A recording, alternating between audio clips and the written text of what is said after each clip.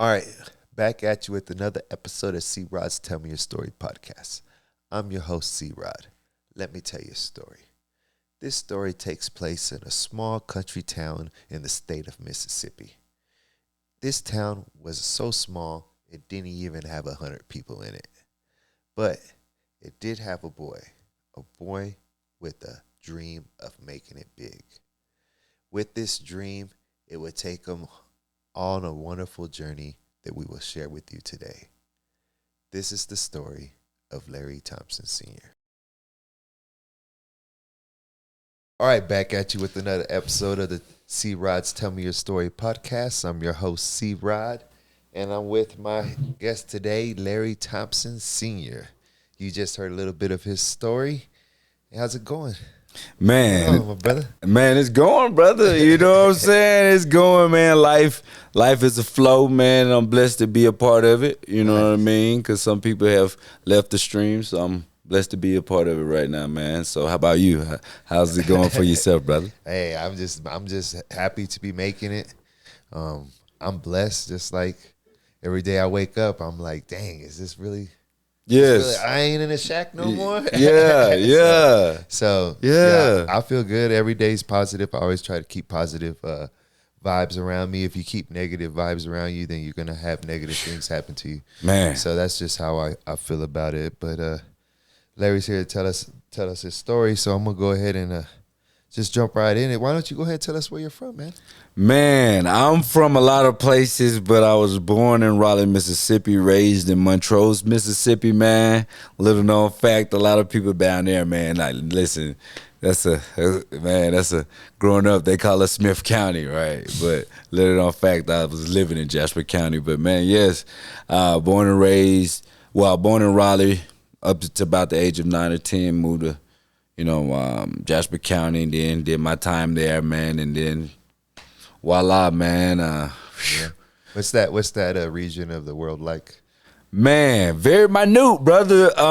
Small town around the time, man. I think the census is around 60 to 80. I ain't gonna be too precise, I am not gonna lie, right? But man, it was very small, man. I know we were looking it up earlier, right? Yeah. And we were seeing those results, right? Like that's the reality. But that was that time, but man, it was a different space, man. It's a different space, man. It's a void that allows you to slow down time, but at the same time, not allow you to grasp any opportunities in that slow time, right? So, yeah. So I just came back from vacation. I went back to my hometown and checked things out, and it's kind of a small area, like what you were talking about. Not as small as where you're from, but it's a small area. It's a lot of poverty and whatnot. And something that I noticed that I guess I didn't notice before growing up there was the people down there are a lot tougher. Like you get good service, but they're like, it's just you could just tell. I don't know how to explain it, but you could just tell some people are tougher and have a harder way of life. And when I was down there, that's how I felt. And I was like, oh, so when I left from down there and I started expanding in the world, I thought, man, everybody's a bunch of wimps. But it wasn't that. It was just that my culture growing up, was just a harder, rougher, tougher, that home, little small. Product of that environment. Yeah, just product of your environment.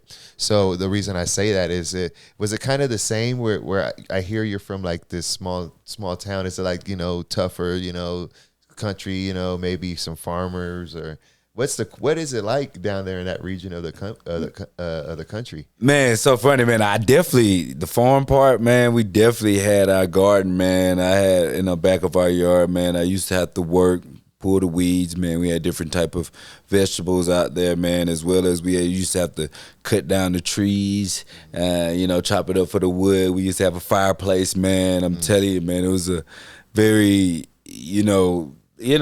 Mississippi, what you think of, right? But I'm gonna be honest with you, when we were up there in the Jasper County area, man, my mother was blessed to, have my stepfather, he was in the military. So it gave a little bit different, but at the same time, it was very small because, one seed had to feed the family. Right, right. You know what I'm saying? Because it's close knit. So, you know, when you think of that, so everybody were consumer based too, because you used to have to work in factories, right? You had to learn the skill of, you know, which is okay, but not many people had put in positions to learn skills of be producers, right? And that was something that I can only see now from afar as I escape, right? And I started seeing the vision of life a little bit up close. But man, it's very difficult, hot. You know what I mean? I worked through it all, brother. I'm telling you, woo, man. I'm talking about hot spicy chicken sandwich, man. It's a sauna in that thing, man. You know what I mean? You walk and you think you in the shade. You be like, oh, let me get in the shade. No, bro, you don't get. There's no sympathy there either. You be like, what? How you don't get sympathy in the shade? But where do people work? Do they drive to a? Yes, man. So you have, man, most of the time. I mean, like. That's why the bigger cities or townships, or that you want to call it, right? When people, there's like a population of 30,000, you know, it's something. That's big now. I'm flying. Hey, listen, 30,000 is Laurel, right? 46,000 that range, but that's big, right? But they used to have like places like GP, Georgia Pacific, right? Which most people use the wood, but you know, that's, man, listen, that was the job. You know, Howard's, which most, you know, to speak on a lot of these things with very transparent, you know, with a very transparent eye, it was a lot of immigrants taking those jobs. So black people really weren't working those as much as you want. They'd be in and out, you know, because they'll find ways, you know, it's just, I mean, at the same time, there's a lot of self-sabotage that create a lot of funnels of us in these situations. But because your mindset is like, I got to do this. This the only way out, because this the job, this the pinnacle of working in this area, right? But it's not, because then you get there, you realize, like, you know, you got so many that can be at that top, right, of these managerial positions. So most people stay in these positions, like my beautiful aunt, right? She's been in, I think, her position like 20-something years, and it's the same position. You know, I think she's only had like $2 raise, man. You know, you can think about that, starting at like, you know, $13, right? That's big money when you think about it down there, because minimum wage is $7.50. And that's the nature of the ball game, man. And so for me, you know, I was like, man, ain't no way I can, you know, I started out working at Fred's, Dollar General, did some Hollister work, right? I worked in the field, man. I got my forklift license, stuff like that, man. So I went through the same cycle that everybody else went through. So I had the same reality checks and how to experience it, and I see what people go through. So these people have to be strong. Man, that'd be tough, bruh. That's like, you know what I mean? Like, that's the reality, and that's what I'm here for, because you think about it. These spaces where you can't go anywhere because it's a battle to get the money, to even be stable, right? How do you level up? How do you see next, right? So for me, man, I think the blessing was that I jumped out early. Right, I started risking things early, like 13, 14, right? So that's a reality. But at the same time, man, it was something that my mother had in her that make you not feel victim. You can't be a victim. No. Bruh. There's a lot of that going on nowadays. Man. And I think that's another situation that so many people program that, though. You're programmed to be a victim so much that you're a consumer, right? Like that's the big black hole there, is that you are in this void of consumerism, not knowing that being flashy without having something to be a foundation, right? So, man, that's how it is, man. It's just a big circle of, you know, consumerism, but beautiful people, very intelligent people, but bound by, like, no optimism, right? I think that's the real key, right? There's a lack of true optimism of something next, taking that risk. How does it look? Because many times people take the risk and don't come back and touch it and show people, here's a little seminar, right? And you know what I mean? Like, this is real. Yeah, you saw me, right? So it's difficult, and that's what I'm here for. I call it the shadow people. You know what I'm saying? We're here to shine a light on the silhouette. You know what I'm saying? So when I went back and visited back home, something that I noticed was COVID-19. Like they're still recovering from that, so it really decimated them.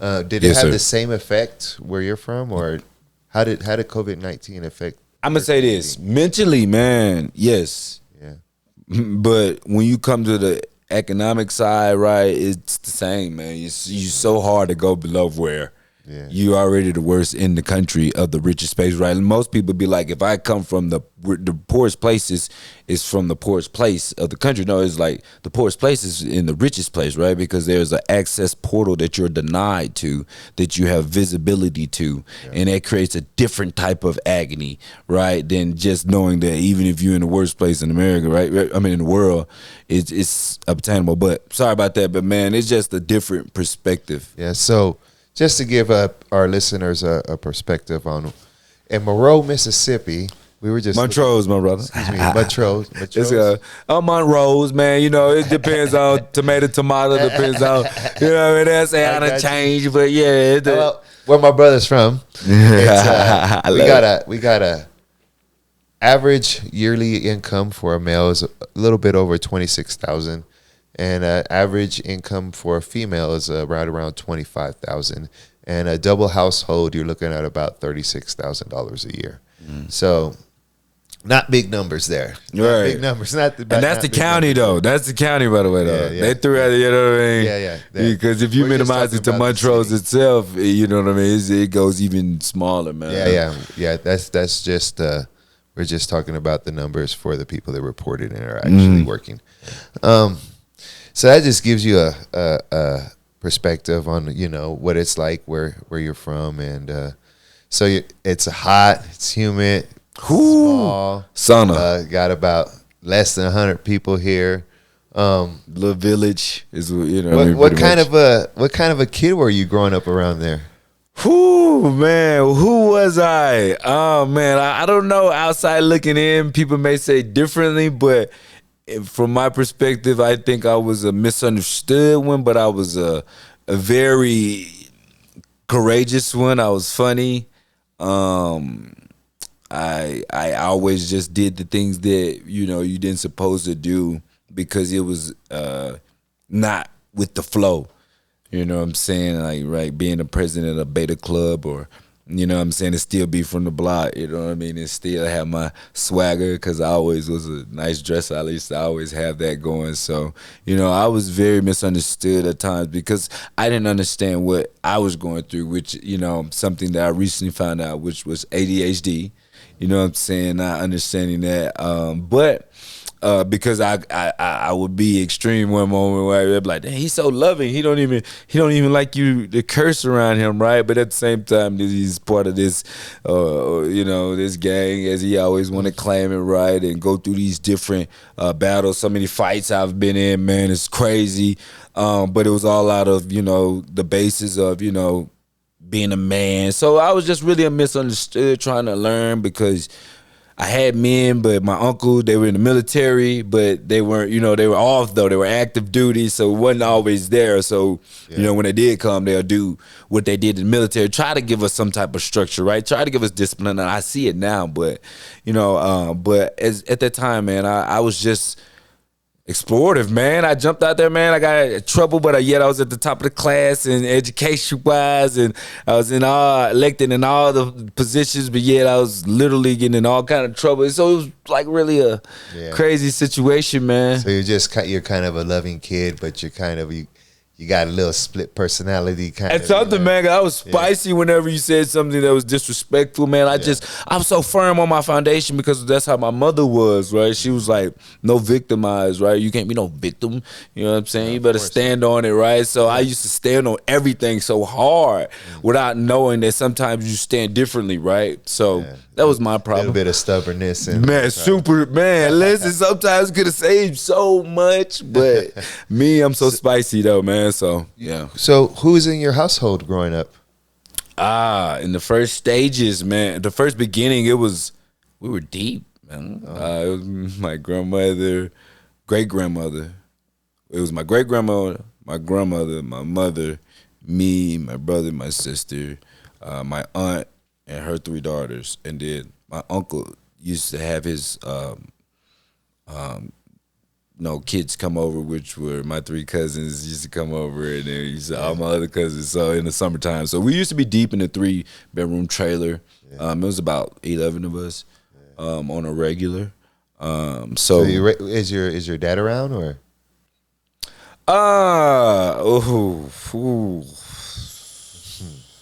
That's a good question. Pops. Don't even come. He's a figure of who he is in my life, of his existence, right? Of his role, of who he's supposed to be. So, now my stepfather, you know what I'm saying? He's definitely there. He's definitely taking on the role of, a father for me. No offense to the relationships, but this is just the reality, you know what I mean? No, I understand. I try to mend it though. Funny thing about it though, man, I'm one of those type of people, man. Like I love so hard that I have to convict myself. I have to figure out the thing that make me feel weird to do it and see how it makes me feel and what the relationship does. So I took a chance on saying, all right, I'll try to build something with my father. And, it didn't turn out. So, you know what I mean? So I said, okay, now moving forward, if anything transpired, it'll be through, him reaching out. Because he keep in touch with my sister, right, who's, not even his. But so for me, it's like, all right, man, it is what it is at this point in life. I'm here. My stepfather has been my father either or. So I don't blame whatever relationship he choose to do, whatever he select. For me, I forgive him. I realize we are humans, and the reality is we all just make our decisions. Now, definitely me being a father, you know what I'm saying? I'm like, okay, you're choosing these things, right? Yeah, it changes your aspect. When yeah. You're a parent, right? I mean, if you're someone who cares, there are some people who are parents who they don't care. Yeah, right. It's like if you really care, I can remember having my first kid, and it was like walking out the hospital being a different person. Yes. Driving home, I'm like, why are you speeding? Don't be speeding around me. I got responsibility. Yes. Slow down. You got your seatbelt on? I got a life that's fragile right here. Do not. Yes. Yeah, it changes your whole aspect on life. But also, like I was saying a minute ago, I was also raised by a stepfather. So it doesn't take, blood to facts. It's the guy who steps in there and teaches you how to walk and teaches you how to be a man. Yes. And that's something that I think that goes on nowadays. There's not a lot of male role models in the home, and I think maybe that's a big problem with the upcoming youth and generation. Can I do something about that, man? God, this is what I've been studying for the past, I think, about 8 to 10 years, man, almost a decade here, I would say.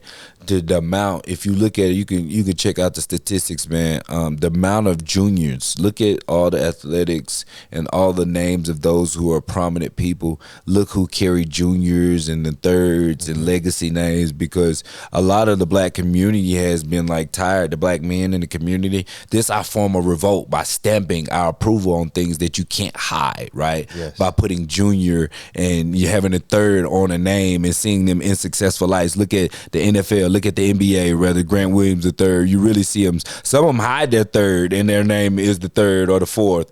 And you see that that's been a stamp of these past 20 to 30 years, right, of black men, because it's always been something been told ever since the Freedom Card, right?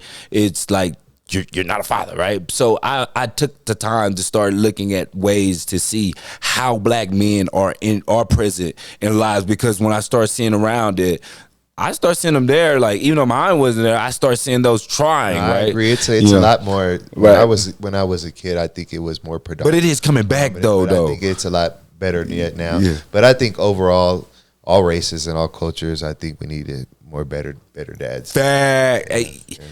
It's at this point, man, I'm gonna tell you this is something that's gonna be crazy that I say, man, because I am a big time pro-black guy, man, but that's the nature of pro-life, right, or pro-existing, or pro-love, or pro-right, right, doing the right thing, right.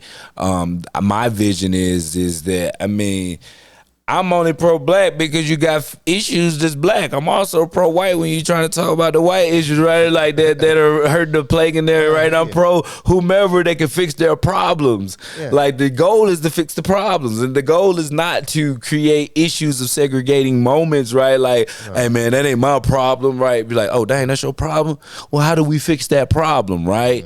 And you know, so that's why I've always been in that state, right? Like, ain't no pro this, right? So black, white, Puerto Rican, Asian, Haitian, right? Like all the fathers, man, what we need to do is just keep staying there, man. Because right now, more than ever, we need a father in the life, because you're gonna hear people say, "Father," they do. Look, the least I seen on a video clip there and Googled it. The Father's Day is like 21st. The holiday celebrating Mother's Day like 2nd. Yeah, I saw that. I saw a clip on that. I was like, I saw a comedian. I had to look. Yes, and I had to look it up. I was like, what? Yeah, this is real, man. Like how? What did he say? He said, Halloween number 3 or something, or number 6. Say number 12 or something like that. Ghouls and goblins over your daddy. I was like, bro, that's real, right? But you see, what the funniest stuff be the realest things, right? Yeah. Because it's like you see it, the reality of like, okay, dang, that's real. So how do we? And then to me, I'd be like, how do we change that? Yeah, Bill Cosby had the old skit too, where he was a member training the football player, and he picks his son up. He says, and everybody's seen this. He picks his son up and takes him to practice, and works an extra shift to pay for his equipment, and puts him through college and does all this stuff for him. And then when he wins the Super Bowl and they give him the trophy, what's the first thing he says?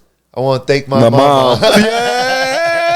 Yeah, so yes, man. So you're down here and you're growing up in this little town, You're kind of nice, but you're on the you can snap, Yes. And then you got your great grandmother, your grandmother, right? Yes. Your mother, your stepfather, your cousin. Well, no, my stepfather wasn't there at the moment. He wasn't there yet. Yes. Okay, so then you got your cousins and how many siblings did you say you had again? I have on my mother's side, I have 2. I have a brother and a sister. I'm the youngest on that side. Right. So then you're there and you live in this trailer.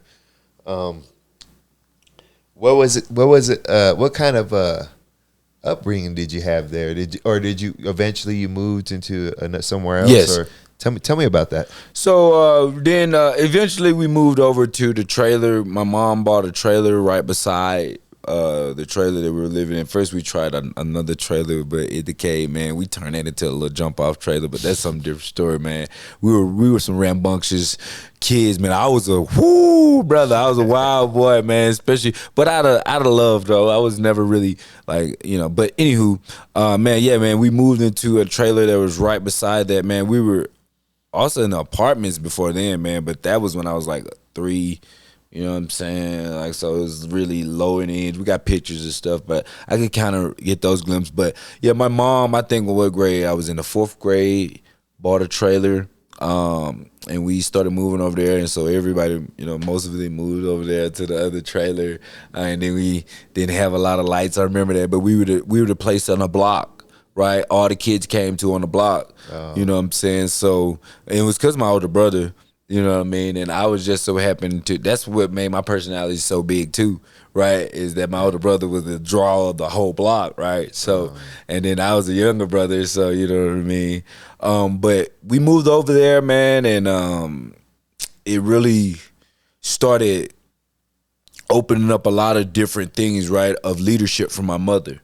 Right, because she was fully allowed to see, and this is me looking back with awareness, right? Yeah. My mother's, really started firming herself up of knowing that, and she started putting us in sports, and that's when I started becoming really great at baseball. Top baseball player with my family, my cousins, and football, top football player. Man, we went to state championships in everything I played. Me and my brother. Wow. My brother was his first. He was one. My mother, she was number 2 in the country in basketball. Oh, wow. And my father was a top football player, man. So, and my uncles, they were top football players. Athlete. Yeah, man. So, and so for me, bro, I'm going to be honest with you. I played sports because, we were forced.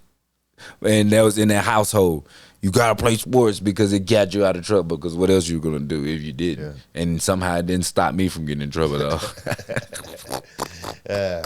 So when did she meet your stepfather? When I was fourth, fifth grade, when we moved over to the trailer about 2 or 3 years. His brother moving in. So yeah, hey, listen, man, listen, brother, especially at that point, I done grew up without a, you know what I'm saying, a real solidified guy in that space. But yeah, he came in with, you know, I don't know, man, this energy of, you know, it was bigger than me, man. You know what I'm saying? Even at that time, man, it overwhelmed my existence as well, where I relied on him early, and I was a very independent and still a very independent guy, man. Like, I used to go different places, man. I was out and about it, you know, at 12. So, you know what I'm saying? So what he moved in, man, and that's when we moved over to Montrose, Mississippi. Cause he was over there. He's like, I got my own house. Why we over here in this trailer in Raleigh, Mississippi? Yeah. He got land. You know what I'm saying? He got 30 acres. You know what I'm saying? And a nice house over here. You know what I'm saying? We're like, why we staying over here? I want y'all to move in. So we moved over there, man. He, you know, I moved out early because it was away, but I still was in there in essence, right?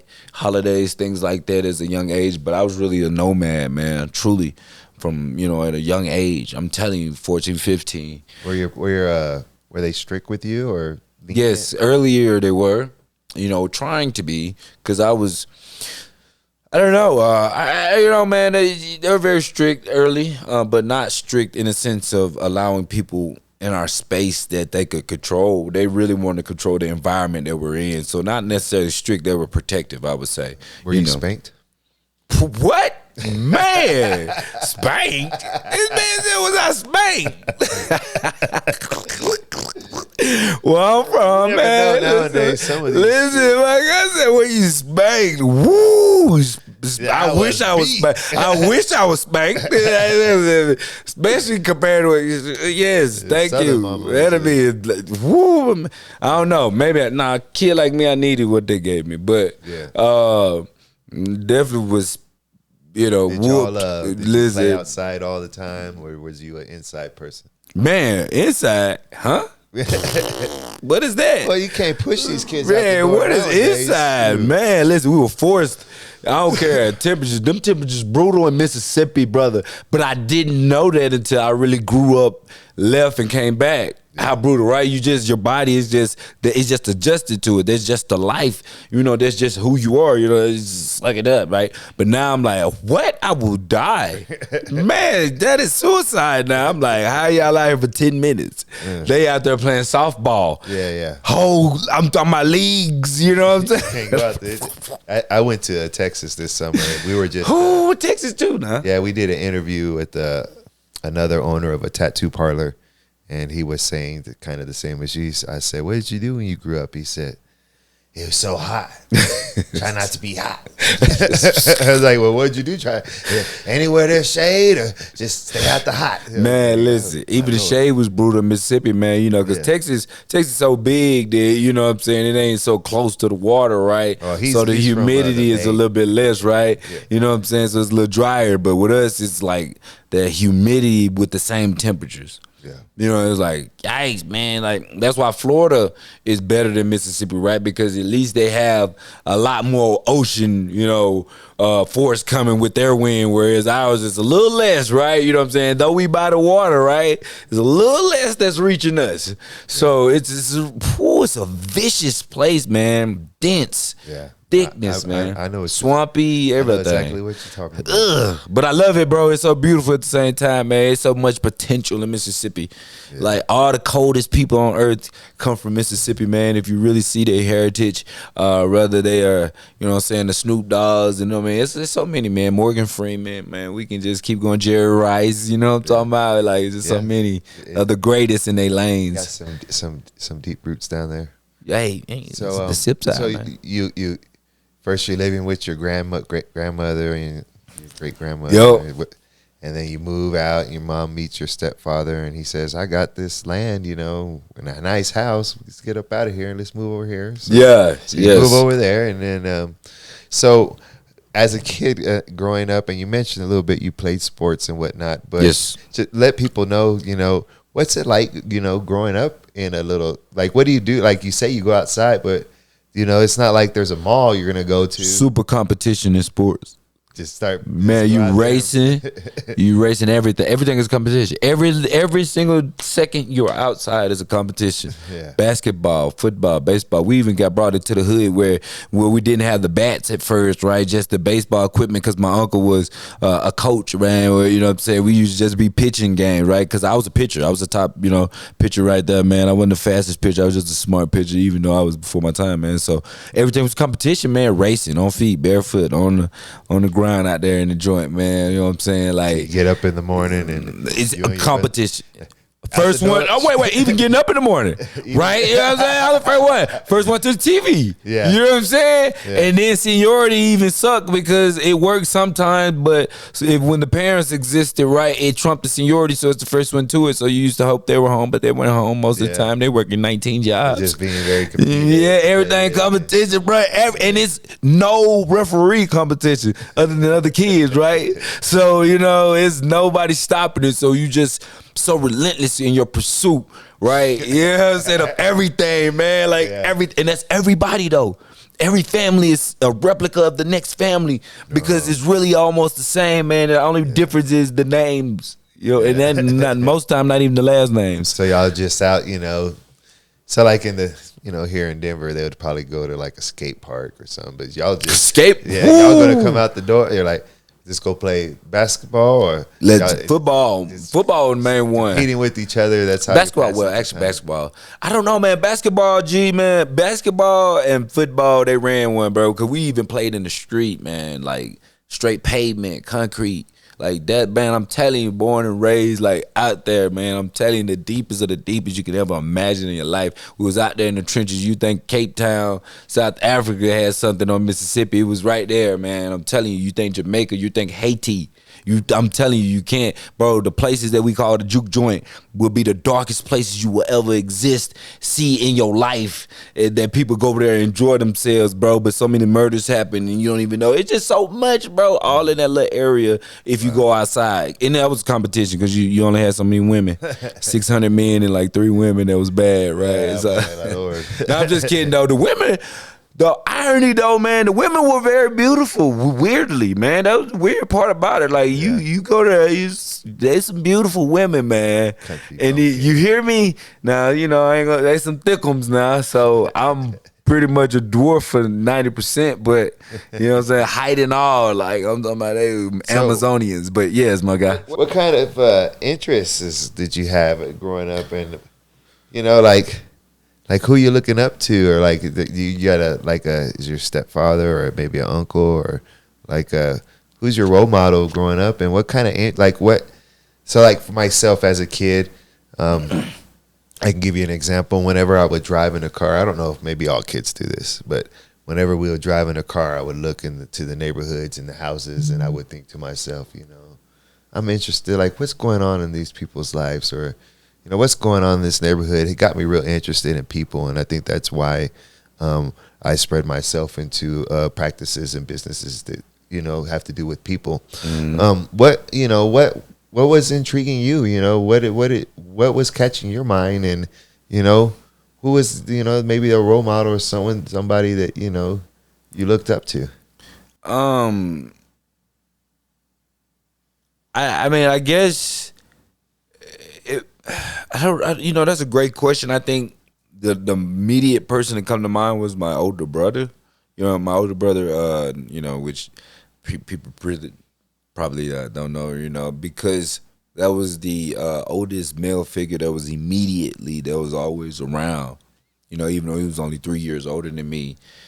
He was much bigger, so he had much matured, much faster, right? Like in his state of how people perceived him, right? Because he had more of an adult figure, right? And so, for me, I looked up to him. My uncles, which they were in and out because they were in the military, you know what I'm saying? So they try to provide discipline where they did. And Kobe Bryant, that was the only person I said I would ever, feel like this ain't real if I ever saw. growing up in my life, and so it's so crazy how the universe took him from me to be able to do that. Nostalgic feeling is so crazy because I was like, bro, what? The only person I said, all these billions of people, bro. You know what I'm saying? The only person that I said would give me any kind of nostalgia, you know, because I've met everybody else on this earth that I feel like would do it. And I'm like, you're just a person, right? You know?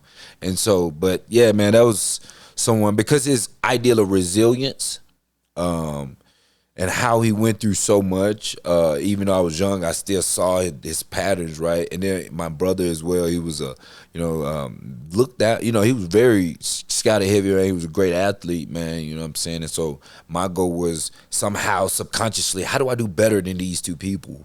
You know what I'm saying? And yeah, man, my interest was research. I mean, I'm like, okay, so these guys, one guy is supremely good in his athletics. He's supremely disciplined and smart, you know, and intelligent. And then we got the other one who's very smart and very, you know, supreme in all the sports and things that he do, and just this ominous presence, right? Like you just I wanted to take that aura. Like, how do I get that aura, right? And so I looked up to them, and so that intrigued me on how to get that. And I took on so many roles of trying to find me and finding that aura, because I said I'm gonna have my aura, rather whatever it takes. And then I had to learn that you have to create it. It's not found. Right, that's why so many people are lost, because they try to find themselves in the world. I got to go find me, but the nature of being was to create it all along. So that right there solidified it. That gave me this presence of, okay, my brother, I see what he did. He created his aura early, even though it was I don't know, it was just in him. I guess my family tree, I realized DNA do have a lot to make up with, you know, how you present yourself with your personality, you know what I'm saying, and your environment. So those are the people, Kobe Bryant and my brother, and I said my uncles, RIP to my uncle, the Most High, the universe took him as well. So it's like the people that, you know, especially the one that was more immediate, that was like, took me in like, hey, this is my guy, because I was a black sheep. I'm telling you, because I'm spicy and my whole family is calm people. You know what I'm saying? Very quiet type people. My mom, she's a black sheep too, because she's spicy too, right? So I was my mom exact replica in the new age, right? So I was her times a million. So my grandmother and everybody in the family like, oh, it's this guy, right? But they love me so much because I was also, but yeah. And so my uncle that took me in and was like, this is my guy. No matter what, I was like, this is my guy, you know what I'm saying? Because all these people go, right, that figure gone. So it was, man, you know, at this point, you know, that, you know, I saw that at a young age when, you know, all this happened. It's hard to look up to people. It's so hard for me to even listen to a male tell me what to do. That's why I start my own business, right? You know what I'm saying? Yeah, you know what I'm saying? But I can listen to a woman. A woman can say, it's so crazy how I'm programmed that I'm aware of it, right? And I work on it. But yeah, man, growing up, my mother, you know, she was too, but in a different way. You know what I'm saying? Her resilience of how she bounced around. But that's when I got older. I was able to see more of my mother then. But growing up, it was my brother and Kobe Bryant and my uncle who Kobe passed away. Bryant. Have you ever seen if you ever watch any Kobe Bryant media or videos or any kind of research on him? All of it, every video, everything you hear, everything you say is the work ethic that he had was like none other. Mm-hmm. And that's the reason he was able to be so great. And because his work ethic was unbelievable, you know. Mm-hmm. So he was a fantastic role model I think to have. So you're kind of interested in kind of like these like what catches your interest are, I guess what you would say is like the intangibles of people. Yeah, like you want to know. You're like, you're here and you're in this small town in Mississippi, and you've seen people you're looking up to, like Kobe Bryant and your brother and your uncle, and you start thinking to yourself, you know, I want to have that aura to me. I want to be, you know, I want to be somebody important or with somebody with that drive. Oh, and I'm sorry I left out Malcolm X, Martin Luther King, Marcus Garvey. You know, these people I studied too at a young age. It was planted in my mind, and I was like, look at these brothers leading these people, talking in front of these people. So these auras that they created wasn't necessarily the people, right? It's the fact that they're already rich. My thing is there's levels to life, right? And I saw that they were at that pinnacle, but they still worked hard. Yeah. You know what I'm saying? And so it was the deep depth right there that really I admire. And I apologize, I had to throw those in there because you see my hair color, you see my attire, you see my self, who I am, my identity, my projection. Yeah. It all comes from those manifested, and you know. Those are all great people to. You had some good people that you looked up to, and it's fantastic that you were interested in what kind of the way they presented themselves and the way, and that's something that it's a good message for our younger audience listening should take in.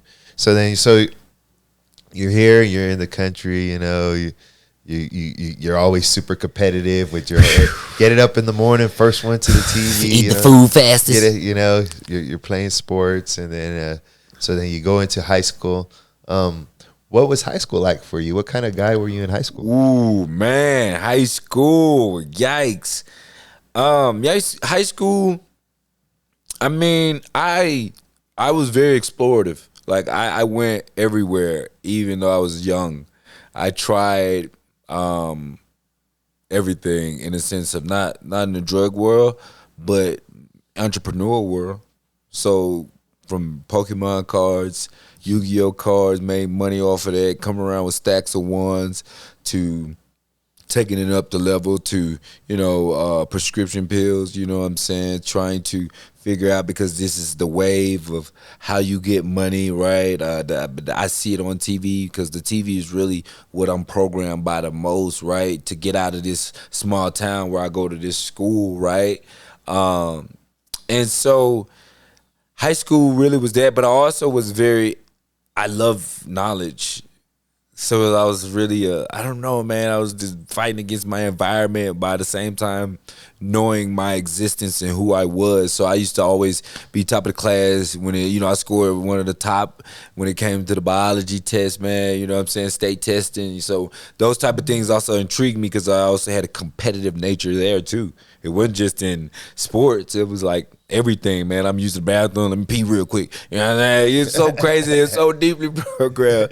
But you know what I'm saying? So that was my high school. But I got into a lot of, you know, trouble, man, unfortunately, with so much aggression and so much intuitive nature that I used to try everything. I used to do the wrong things that I shouldn't do. So you're going into high school and everything's competitive. If I was to, another question. And sometimes in those small regions, they have like one high school that all those little towns. Yeah, that's it. That's it. Is that what it was? Yeah, man. With my little area, yeah, man. So it might be a big high school. It was a pretty big nice size because it's all the people in that country side, all those little towns, little villages. Yeah, man. Yeah, man. It was nice, man. We were 3A. Yeah, man. Right. We were the biggest in our county. And so if I went to found somebody, what year did you graduate? 2009. So if I went you find anybody ever. If I went down there and I talked to somebody and I said, you know, Larry, how would they describe you? Would they say, Larry was Larry? What would they say? Larry was funny. Larry was funny. Larry was doing whatever to, you know what I mean, be creative. I know one thing, but I also, you know, Larry was spicy. You know, very, very competitive. I debate you, whatever it is, whatever the idea. It could be an idea, it could be whatever. I was very competitive. That was my natural state. It wasn't me trying to, you know, create a persona of who I was. It's just who I am right in that moment because I was allowed instinctive actions at that moment. But that's what they'll say. Competitive, loud, dress. I was a character. Well dressed. Yeah, I always was a flashy guy, man. Always a trendsetter. I gave everybody nicknames that everybody stick to. Older, young, don't matter. My grandmother, I gave her a nickname. RP to my grandmother, passed away last year. You know what I'm saying? Oh, okay. She was the one who raised me. You know what I'm saying?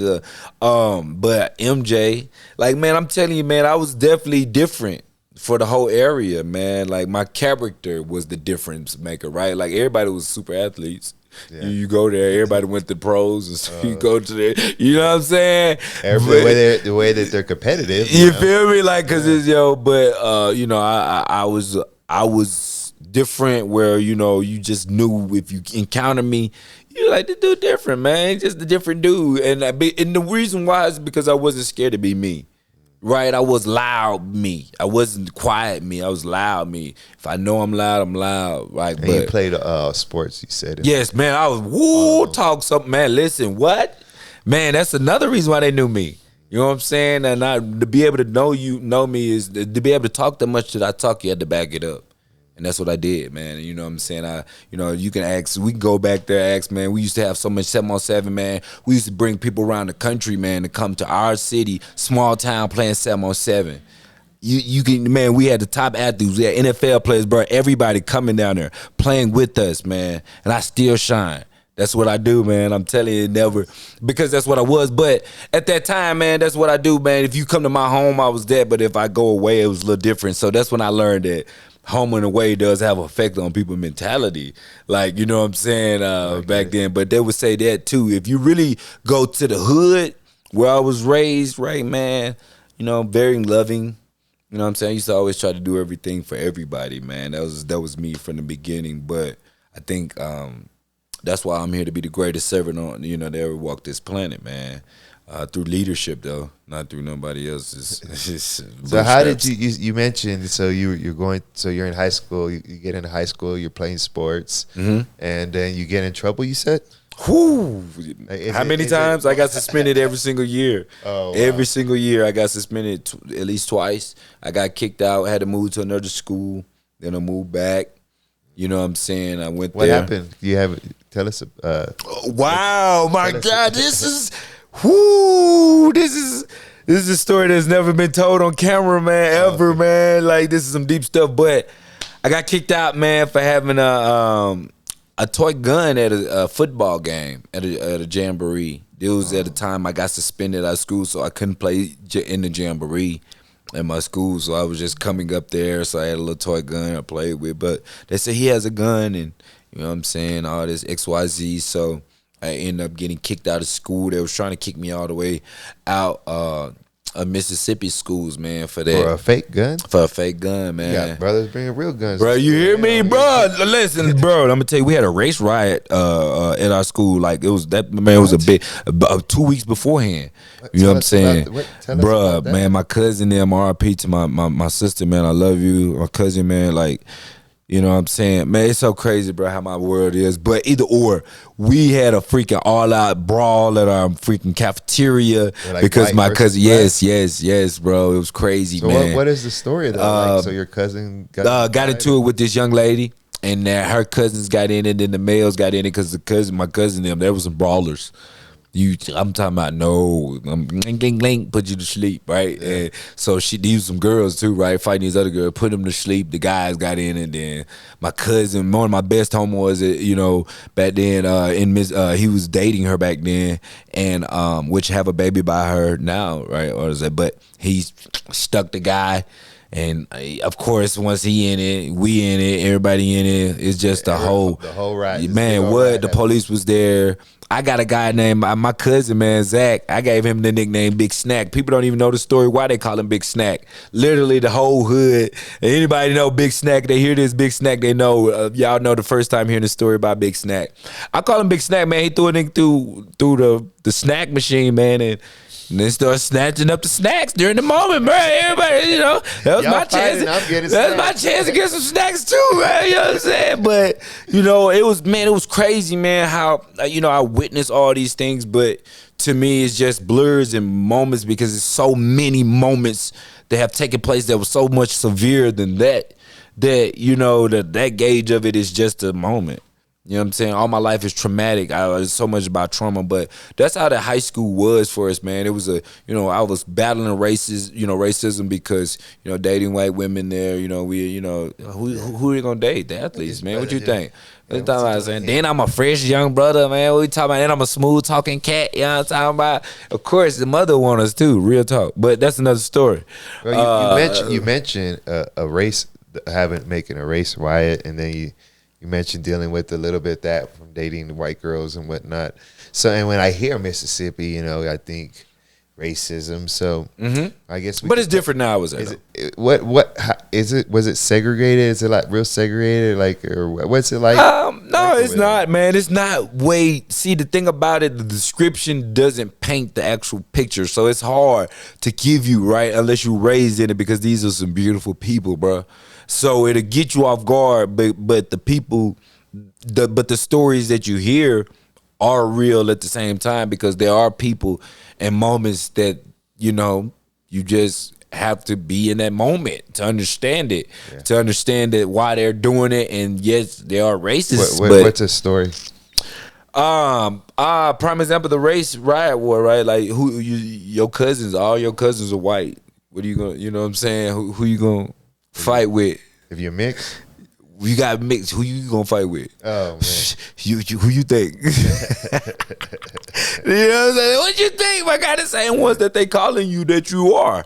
Yeah. If you are mixed, I don't care. You know what I'm saying? I could tell you right now, when you're biracial, no matter what, because it's hard on both sides. If you're for myself, if you're like, I'm Hispanic and I'm black. If I'm with Hispanic people, they usually think I'm black, and when I was with black people, they think I'm Hispanic.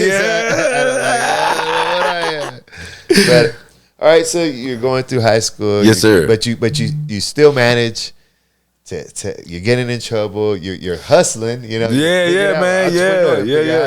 Mom, I'm sorry, but I was a beautiful soul, still making good grades though. Yeah. No, it's good. I get it. So you're just figuring out different ways, getting your feet wet. Yes, learning how to deal with making money. You're getting in trouble a little bit, but you manage to get good grades. You're in the top of your class, and you finish. You make it out in 2009. Yes. Whoo, man, we graduated. I cried, man, because I realized, I look back at how many people that is the pinnacle. Yeah. So many people, that's the pinnacle. And for me, I was so advantageous. I want to be on top of the world. I didn't want to be just top of the Mississippi or top of my county or top of a school or top of a state, you know what I'm saying, top of a region, top of a country. No, I want to be on top of the world. So all that to me was like, man, I cry for those people, and I will be the beacon for those people. You know what I'm saying? You don't have to have that. That ain't your role. That's my role. That's why the amount of, you know what I'm saying, ambition that I have in me is unlimited, right? You know what I'm saying? Because that's what I'm here for, to do that for you all. You know what I'm saying? But yeah, man, 2009, I cried. My mother, we took that picture. I see that picture, man. That's my twin. Man, we look identical, man. You know what I'm saying? And I took off USM. You know what I'm saying? Hattiesburg, Mississippi. Do you remember the day you graduated high school? Like, was it a big day for you, or what? What was that like? Man, tell us about it. Graduation. What was graduation? I can remember it though. I remember the details. I don't remember the emotions post crying, other than seeing that we did something like prom. You know what I'm saying? Because it's a small town. It's not like, you're going to do much, right? Other than go to New Orleans. You can go to New Orleans. About 2 hours away at that time, because we were back in the countryside, so it's 2.5 hours away. So, or Jackson, not happening. Or something closer was Hattiesburg, but Hattiesburg wasn't popping at the time. It was about to start develop, into the popping time when we got there. When I graduated, man, we went to USM, University of Southern Mississippi, man, and man, we rocked that thing, man. We went there. I was studying astrophysics, right? Studying to be an astrophysicist right there, so I was studying astronomy. Weirdly. Interesting. Yeah, man. I always wanted to be this astrologist, man. I wanted to be the top of the world, man. Like literally, man. You know what I'm Yeah. saying? And I was like, how's ways that can concentrate the whole world in it, right? You can either be the president. That's why my aspiration to run for president is now on the agenda, and that's what I've been doing and planting my seeds to do that. You know, people hear that, you know, it sounds funny until I tell them what I've done, and they see my resume and they see the reality. But yeah, man, 2009, man, we USM. My brother was there. I went to USM only because my brother was there. If it wasn't for there, I would have went to Ole Miss. So you graduate and then you're like, all right, big bros at what is it again? University of Southern Mississippi. Big bros at Southern Mississippi. I'm going over there to be big brother. He in the football. He play football. Oh, wow. You already know he got the women over there. You know what I'm saying? Everything is already set up. He got his own little apartment, little football apartment. I can already have a leg up. I never lived in a dorm a day in my life. So you lived on campus in the dorms and stuff? Nah, I never have a day in my life ever. okay. Yeah. I stayed with him off top. Oh, okay. You know what I'm saying? Ever since then, I've always been independent outside of that, learn how to get that money through the refund. You know what I'm saying? I learned the game of money quick. What was college like for you? Was it easy? Educationally, man, I had honors, man. I got some awards and stuff too, man. A top class there, man. Honors college, but I didn't really care about college. Yeah. I was there for the women, and I was there for the networking. Once I realized what it was for towards the end. But yeah, man, that's when I transferred to Jackson State University.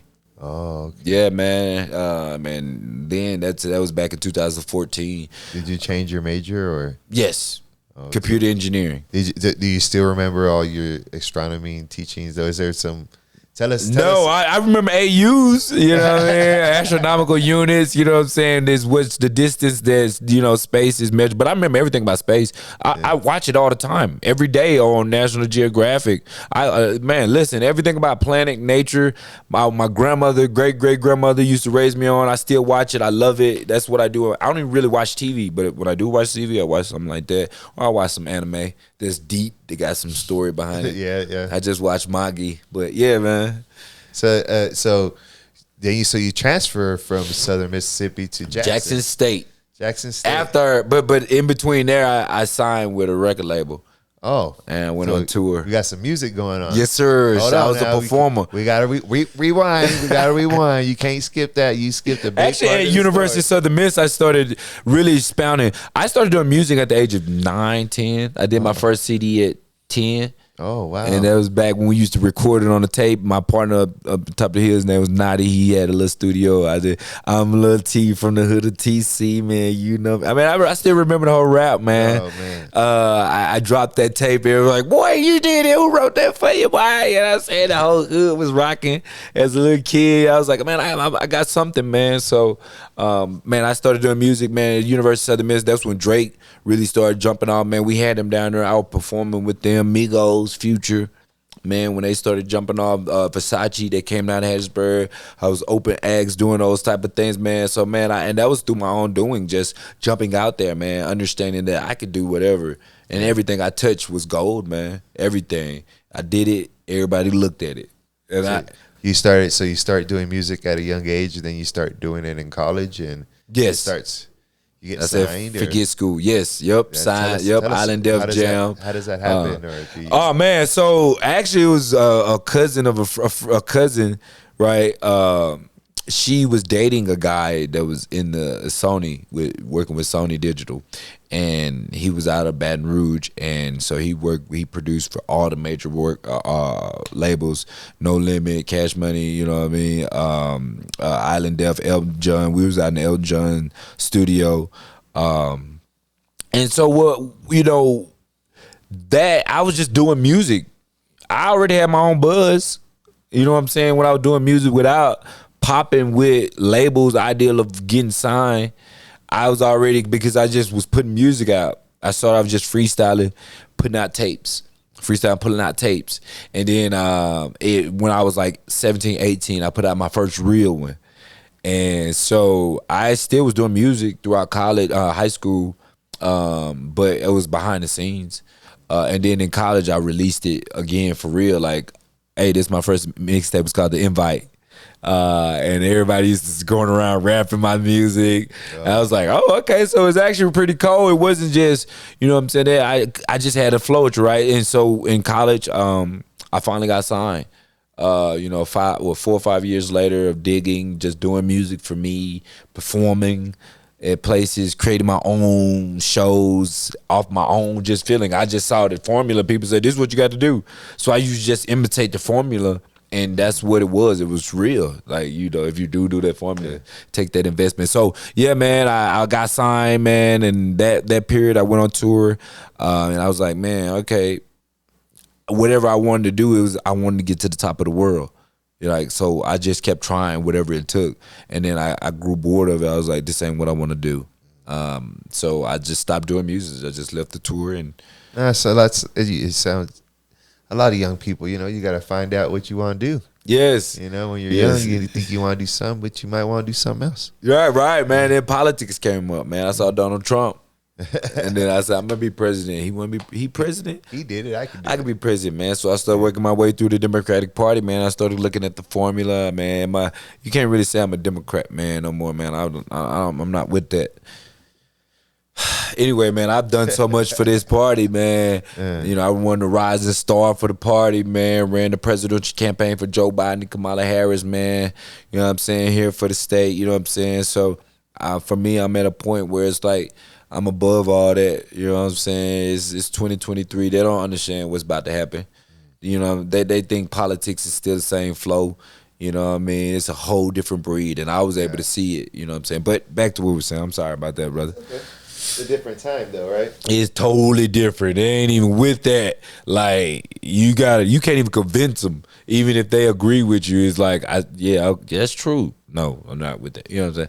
Yeah. So you transfer in 2014 to go to Jackson. You changed your major to what was it again? Computer engineering. It's a computer engineering. Man, I rocked Jackson State, man. I rocked it, bro. Yeah. How long were you there? 3.5 years. 3.5 years. Yes, man. I came up to Denver. I got connected with Nesby through Jackson State.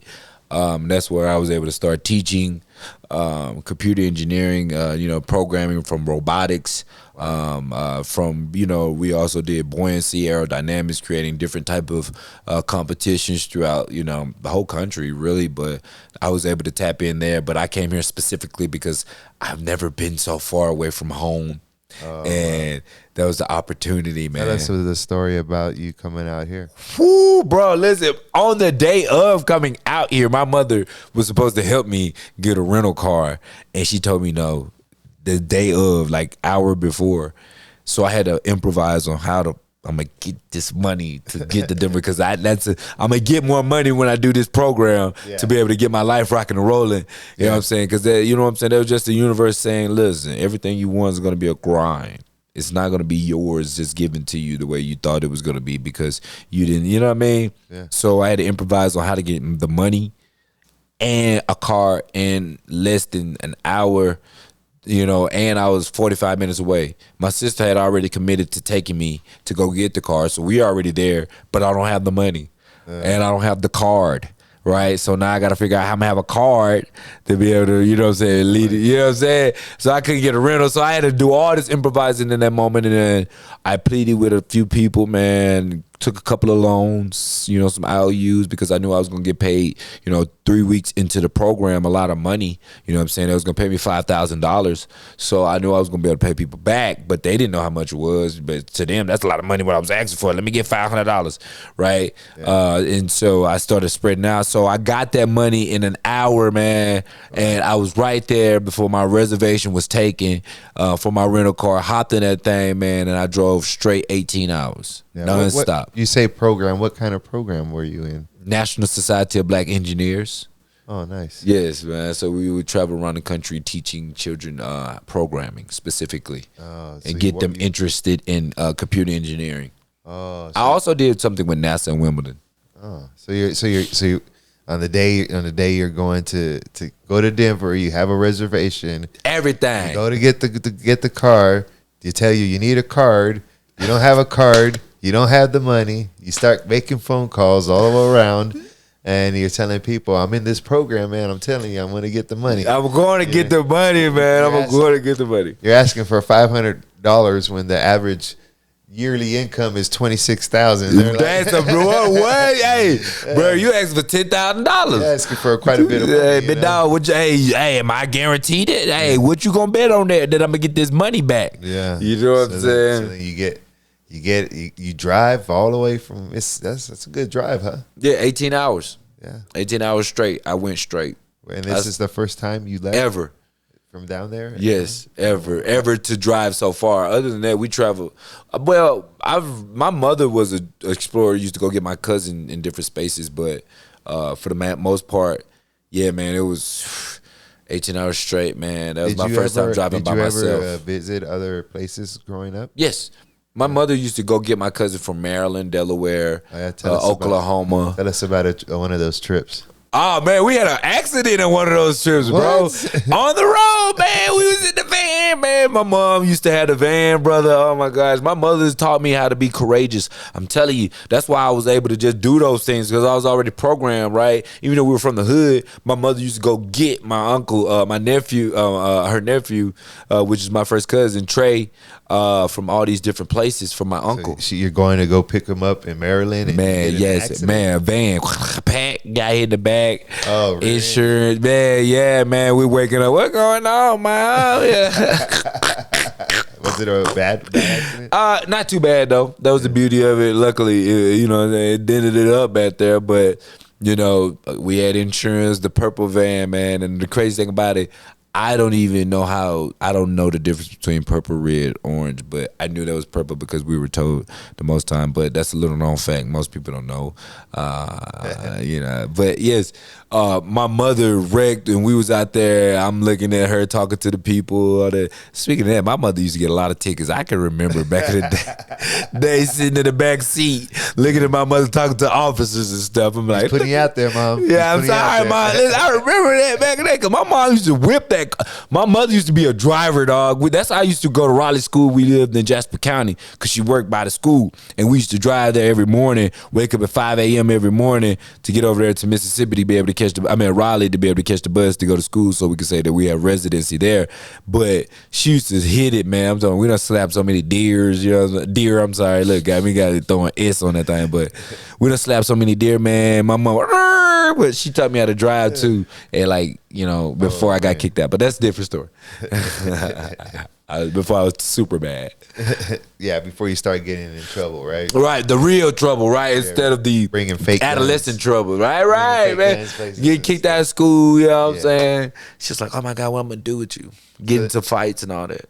Oh, yeah, so. Even in college. One thing that people don't realize, you talk about fighting, is when you watch TV and you watch movies, you always see like the inner city and those are the ones. But the people in small towns, boy, you gotta fight. You got a disagreement with somebody. You might see them 3 or 4 times in a week. Oh my God, bro, it's endless beef. Yeah, bro, you don't stop. Yeah. It don't stop. And nobody's squashing it. Yeah, yeah. It's just I'm mad at this dude forever. Now that's my endless enemy, right? Yeah, endless enemy. Because bro, who else am I beef with for the rest of right? I might as well stick with one person because it's only 10 of us, right? I feel like that's the subconscious thinking of it is it's 10 of us. I might as well stick with one person I can beef with the rest of them I'm cool with because I don't want to be beefing with everybody. Yeah. You know what I'm saying? Yeah, but if you be in the city, you could you feel have me? a little battle with somebody and never see him again.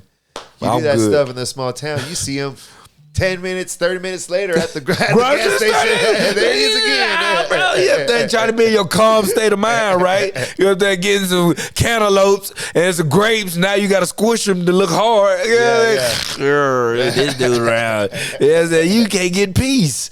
Yes, brother. So you get into this program. You decide to leave and take off 18 hours. You hit Denver. What is you start teaching, but then you start, how do you get into like running your own, working for yourself and doing your own thing? Man, when I think I started I worked with Empower Retirement. For that was the last time. When I first moved here to try to get my balance here. which was in 2020. I moved here. 2019, I was coming back and forth. I was coming back and forth because I had a son in 2017 when I did come here that time. And so that kept me coming back and forth. And so I would come here for like a month or so or 2 months to try to get my feet wet.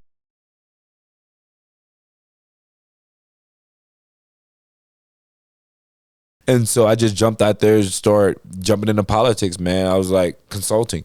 I didn't know what I was doing. I just started taking L's on and doing Uber and Lyft until I could get an understanding of how to really do business, or what is my niche at this age and stage of life that I'm in. Yes, I used to be an entrepreneur doing different things, but now I'm at a different state of mind. I want different for myself. I want different type of stability for myself. It's going to take a different income, different type of stream. So I just started Ubering, and while simultaneously trying to say I can do politics if he did. So I ran for office in Mississippi, before I came here. And when I came here, I had intent of running for president. So I jumped in and became president of the Young Dems for the state of Colorado, which allowed me this immense access to so much. And so that right there is like, I can use this to really leverage my political consulting business if I want to do a consulting business. So I started doing that, and that's when I got the Joe Biden contract, right, to be able to do that, man, because all of it is contractual, man, when you start looking into it. And I had all that freedom to do what I want to do, be me, make the connections. I get paid for just making connections with people. And I already have a foundation under me, right? I knew, like, in my mind is like, okay, since I'm going into this business, I need the credentials. That's why I started doing that and got the Rising Star Award for the Democratic Party, right? So when I did say, hey, look, I'm a consultant for the Democratic Party. Oh, you are? What is your credentials? I was this. I was president, a Rising Star, and I'm the chair of the cabinet, right? You know what I'm saying? So now it's like, oh, wow. And now I'm the chair of the Urban League. You know what I'm saying? I use these vessels to be a resource for the greater good of the people. But at that time, then I was trying to get my business going. So my mindset was, bruh, you want to do your own thing. You got to find a way to do it. What are you going to do? And that was consulting. So I did that. I brought some team members in too. Learn how to do that too, man. Taught them how to eat, man, and that gave me a different type of business that I could do, consulting to business development. I could contract that out, develop your business out, get you access with the governmental entities for incentives, get the community programs, all the nonprofit, governmental relations needs, public relation needs, public-private partnership opportunities. Because I started leveraging these opportunities because I saw the bigger picture, right? Of how to make the expand it. So really getting to that moment, I got tired of working at that retirement place, and I saw that I had a path. And how do I monetize it? No one ever taught me how to monetize it. You know what I'm saying? So I just started YouTubing how to monetize things. Even though it's irrelevant to what I was doing, I was just like, what is monetization? I didn't even know what that means. I just hear what does this mean? It's like, well, like, people are like, how you monetize something? I'm like, Sound like got something to do with money. Right. You know what I'm saying? And so I saw that so many people doing the entrepreneurial thing. I'm like, bruh, they're doing it, I can do it. Then I started seeing people. I never had a mentor. I just had a lot of L's that I took. So being in that cubicle, man, having ADHD, it's not a good place, man. Oh, man, it's not a good place, man. But I went there every day because it was also a place I could present my fashion. You know what I'm saying? Because I had to dress up. So I was like, yeah, you see me here, y'all. But I'm over here dying. Right? You know what I'm saying? So I died in there, and yeah, man, it birthed the entrepreneur mindset, and I haven't looked back since, man. I take whatever L it comes with it when it's down, because when it's up, it's gorgeous. Yeah. So, you know what I'm saying? Yeah. Well, yes. a lot of when I used to train people when I was coming up, and I used to work for people, I had a job, and I would have to train people, and they would always say, how do you get so much experience? I would say, it reminds me of what you just said. Things I messed up. Yeah. All the L's that I've taken. Ooh. So experience is just almost just lessons. Taking L's. Yes. And that's what the L's stand for, those lessons, It's man. lessons, not you know what I'm losses, saying? Because that experience is, bruh, like you can't buy it in the book. Like I see, like you read the blueprint, but you put something together. And now you know what I'm saying? It's different. It's like, yeah, I get it, but I really get it now. That applied knowledge. knowledge. Your children, you're trying to teach them right. And, I tell my kids, straight up that, well, how do you know? Because I've done it. Yes. 2 or 3 times, all right? Yes. I've done it. So, you take those lessons and losses in life and you get better for them and you learn from them.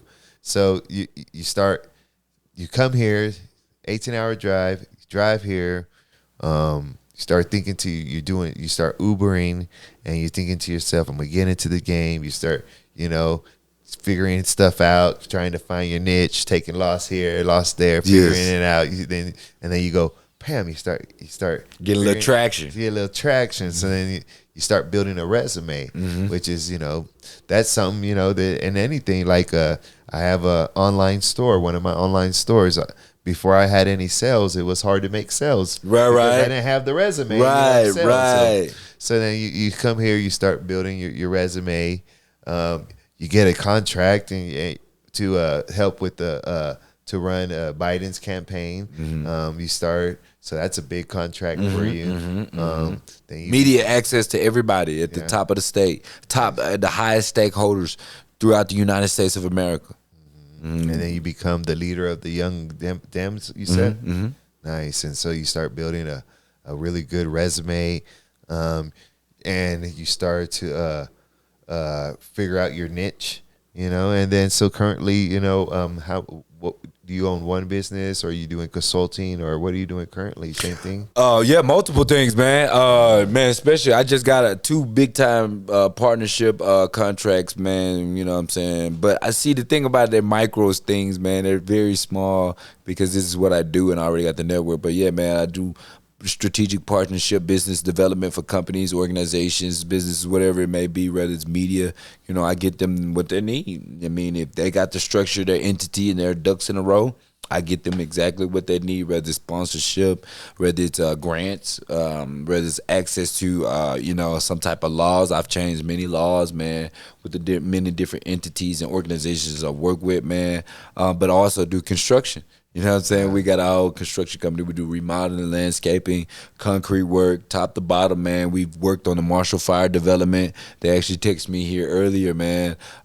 She's the commissioner over there.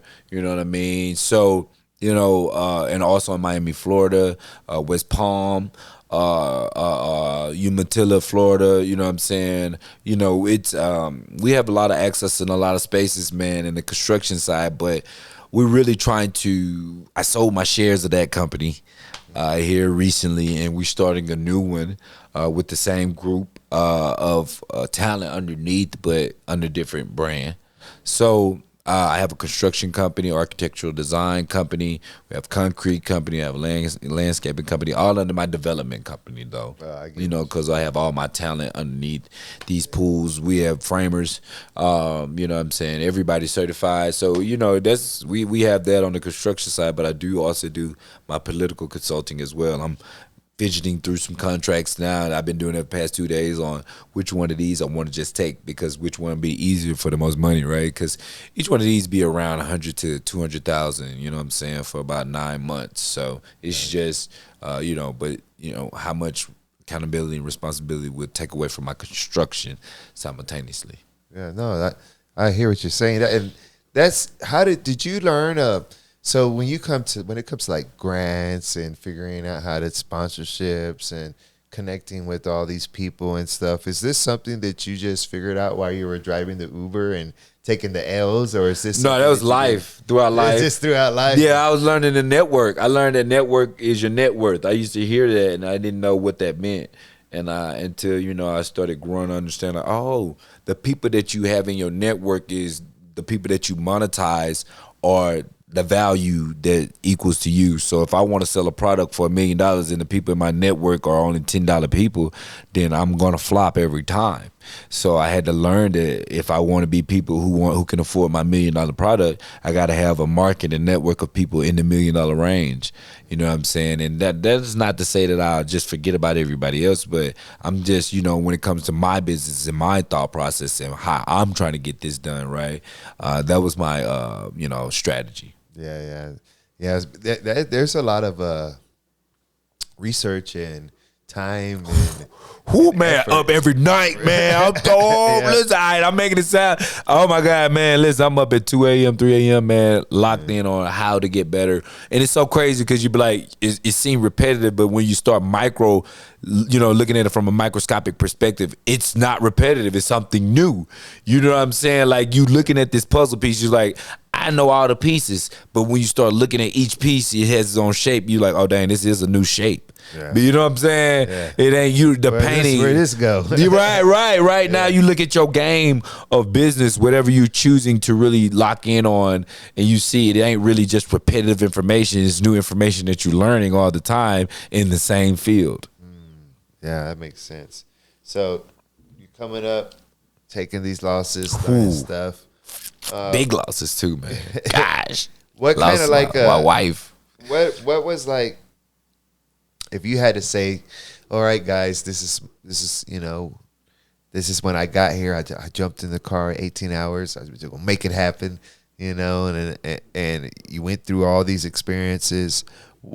If you had to come out and I was also homeless out here too. Wow, tell us about that. Man, I was living with my lady, my ex-wife at the time, and her family, and we got into it, and put you out. Yeah, put me out, man. And, out here, I didn't have anybody at this time. This was when I first moved up here and stuff, too, man. And I didn't have the job going all the way where I could have money. You know what I'm saying? What did you do? Where did you stay in the car, or what did you do? Yep. At first, it was the car, but then they took the car because it was in both of our name. So, you know what I'm saying? I had to hit the streets for a little while, man. I was out in the block for a little while, man, walking up and down the streets of Denver, man, and that was crazy, bro. That was so crazy that I had to experience that as a reality. And at that time, I had a cell phone with them, so they cut my cell phone off, and my cell phone was kind of broken, so I didn't have the best Wi-Fi. I was downtown, and I didn't have a charger to place the charger and stuff like that. Wow. It was so many difficult situations I was going through in that moment, but all along, I'm like, this is where I'm at, but this is not where I'm gonna, finish up. Wow. So you got here and you with this your ex-wife and then you get an argument and they just put you on the street. How long did that last for? About a week. Wow. And I was able to connect with my partner. Part of that is my self-independence too. But I wasn't on the street for the whole week. It was about 3 days I was out and about until I learned how to hustle up and get my car going. That I was able to make a couple of dollars to be able to put in my gas tank to be able to do some Ubering and stuff like that. Oh, I know. You know what I'm saying? Look, you had you the hear car, me? right? My guy, right. I had to snatch that thing up. Like, I had to go get it, bro. The way I had to get it, man. They left it there, right? We had 2 keys because it's my car too, so you can't. It ain't there for if I get it. I asked the Rappaport County judge. You know what I'm saying? Yeah. And they told me that it was over with. Yeah, that really helped. Came in clutch, huh? Woo, man, that changed my life that moment there, man. Then I was able to stay with my partner, be able to contribute to him.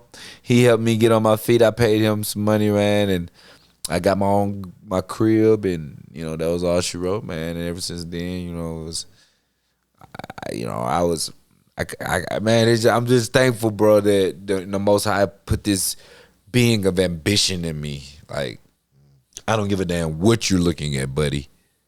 You're not going to stay there. You're not programmed to stay there. Even if you think you're down and out, exhausted, mentally, spiritually, emotionally dead, broken down, want to commit suicide, guess what? I built you differently. You got to stay alive through that, buddy. I'm sorry. You just got to. That's your role in this life. I'm sorry. You know what I'm saying? And I kept saying, I'm like, bro, what? Like, because to me, I'm like, bro, where am I? Why am I alive? Bro, I said I was going to be this great person. Look at me, sitting here in despair, the lowest of the lowest. Like on my soul, I'm looking at my soul, looking outside, cold as fuck. Outside. It was cold. Man, it was in the wintertime. You know what I'm saying? It's brutal up here, bro. And that's why I worked at the homeless shelter here for that year, bro. Because I know the realities. I know the realities. And I saw it. And so for me, man, it was like, fuck. Whoo. The Most High created me for a reason bigger than me. You know what I'm saying? Yeah. And so I couldn't stay there.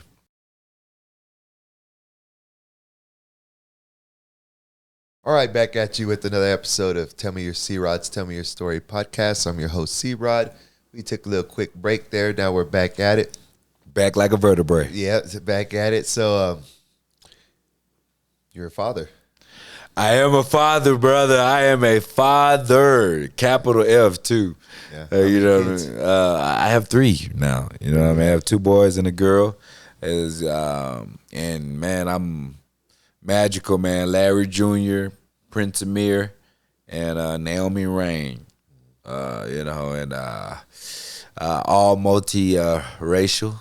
You know what I mean? So I'm very into the nature of I love we all, you know, even though I do what I do in all stages, you know, a lot of people don't like, especially in the black community, when it comes to the super strong pro-black people, right, that I do have multiracial kids, because that means guess what, the one that I created with wasn't black. So, you know, that means like, are you really pro-black if you create, you know, Brother Umar type people? They are who they are.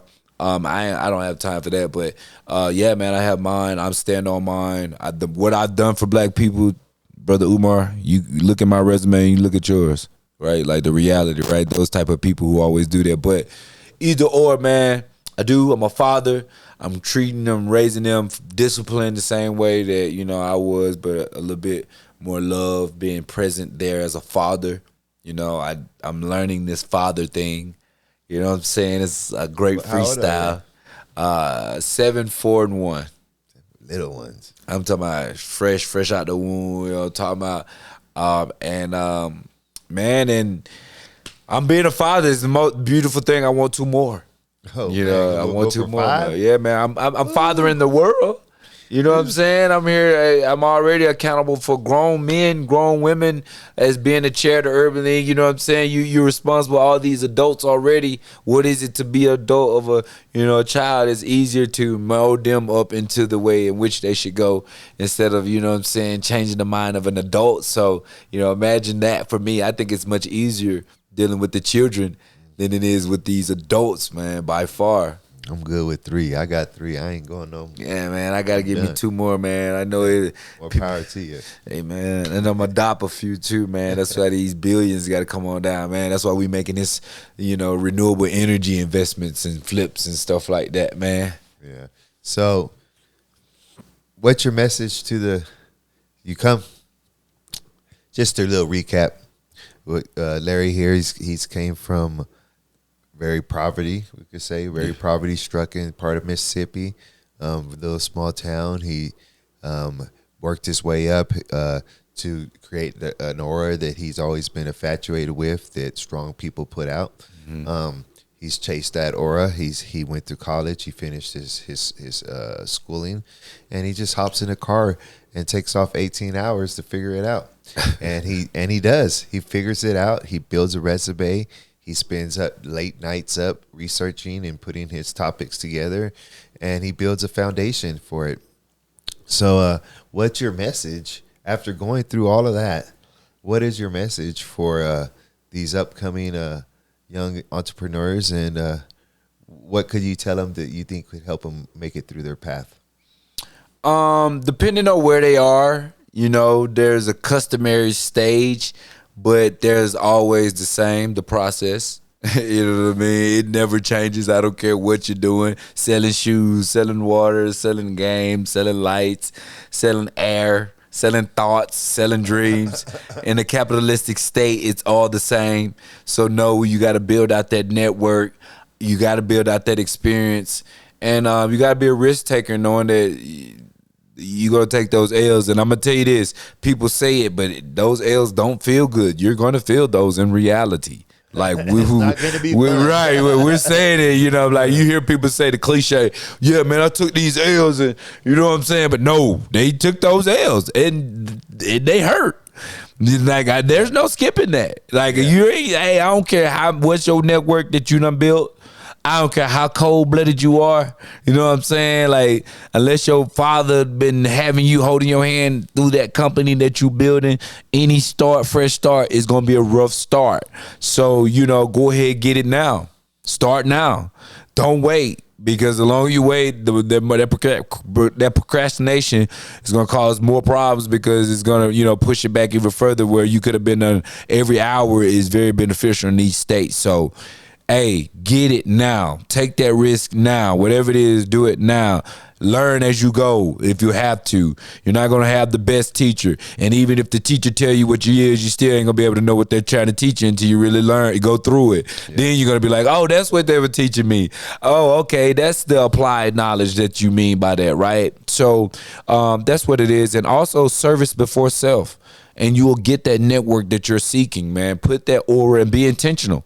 People manifest, people say speak things into existence, but you also got to build that bridge of reality to be able to cross that manifestation and bring it into reality of existence. So don't lack that part. That's the part that a lot of people don't tell you. They be like, how do you do that, right? So what that mean is you got to create a vehicle of reality to get that transfer of whatever the wealth. You want to be a billionaire, you have to create a vehicle that can hold money that can transfer $1 billion assets, right? You can't be like, I want to be a billionaire and you only selling out of the trunk of your car. You know what I'm saying? You got to learn how to become a corporation. You got to go through those growing pains, right? And scaling pains. You got to understand that it's a process. You got to understand you got to match every sit, right? And don't bite off more than you can chew, right? That don't scale too fast. That's something that you want to grow. I know a lot of times people want to just blow up, be that $1 billion, man, that'll hurt you worse than, you know what I'm saying, not growing at all, right? Or slow gradual, right? Just overnight success, because now you can't scale at the right pace to put the people underneath you, right? And now your business crash even faster. I wish I learned those things, right? So just learn those little micro things, man. It sounds funny and cliche, but those really be the most important part about being an entrepreneur. Really jumping out there and understand that you're going to take some L's, but at the same time, be able to eat ramen just like you'll eat that steak whenever you get that $25,000 check, right? You know what I'm saying? Be able to eat that ramen when you only get that $700 check. Mm-hmm. You know what I'm saying? No, off that business. I get that. How could people check you out and follow you? You can check me out. Just Google me, Larry Thompson Sr. I'm one of the top Larry Thompson Seniors online now. You know, I've created a nice online presence. I have some articles out there, you know what I mean, a lot of news articles, but it'll lead you to my LinkedIn. You can go to my Instagram. On Instagram, I'm just Gino, JUSTGIINO. That's the nickname given to me, man. They used to call me Luigi because of my nose, and I didn't like that, so they had to transfer that to a cooler name, a cooler Italian name, so they went with the Gino. So, you know what I mean? But yeah, man, you can follow me on that, man. Just look me up, man. I'm out here heavy. I'm here to be a resource. Number one servant on earth that ever walked this planet, man. I got competition with Jesus and all that, man. That's always been my goal, and my light shine that way, man. You could tell by the way I love people that don't know me. Every person that have ever encountered me know that this is just not a persona. This is who I be. It's not a character that I'm presenting for the camera to see. This is who I am 2,000% of the time, even when I'm not me, right? I'm still this person. So, you know, look me up, reach out to me. I'm here for you. I'm here to be a resource. I really mean that. All the DMs that I've ever gotten, I've always assisted with everybody, even when I was putting myself out there in the limelight. Even though I've been in the shadows these past 8-9 months, I've hidden myself so I can really be another ominous figure, because when I show myself again, I want them to see the new improved me, right? So, you know, that's it. I'm here to show my face again. I'm here to be the resource for everybody else again. Put these people in these high spaces and places throughout these organizations again. Give people access to the resources again. I'm here again. You know what I'm saying? So reach out to me. Also, my email address is larry@thegreaterdimension.net. That's Larry at sign DTHE greater GREATRER dimension DIMESION.net. Email me. I'm here. Let's get some business. You need a house built. We do custom design. We do efficient production build. Whatever you need, landscaping. We got the whole team underneath us. Greater Dimension Development Company. All right, I got that. So if the message that he's giving, if y'all ain't hearing anything, the one thing that you should hear. And it goes back to him hopping in figuring out how to get a card and get the money for the reservation and jumping in his whip and driving 18 hours. If you're out there and you're sitting at your house and you have ideas in your head and you think, man, that was a good idea, or I don't know how many of y'all ever had an idea and then you don't do nothing about it, and a couple months later you see it on TV. Mm-hmm. If you took anything away from this interview and anything away from his story, the fact that there's an old saying where and it's kind of a Southern saying, ain't nothing to it but to do it. Facts. So facts. If you take anything away, from what he said, just get out there and do it. I mean, if you have an idea, you have a plan, you want more. If you're going to work every day and you're on your assembly line or in your cubicle and you hate it and you think, man, there's so much more to life. Like I remember, myself digging it. I used to dig ditches.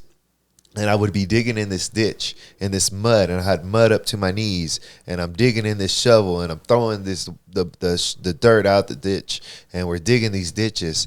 And I'm looking over at the guy next to me, and he's a 60-year-old man, and he's there digging the ditch with me. And I could just remember thinking, God, is this it? Right. Is this where I'm going to be in 60 years or whatever year when I'm 60 mm-hmm. years old? Am I going to be still here digging this ditch? What helped me is I did like Larry said here is I said, screw that.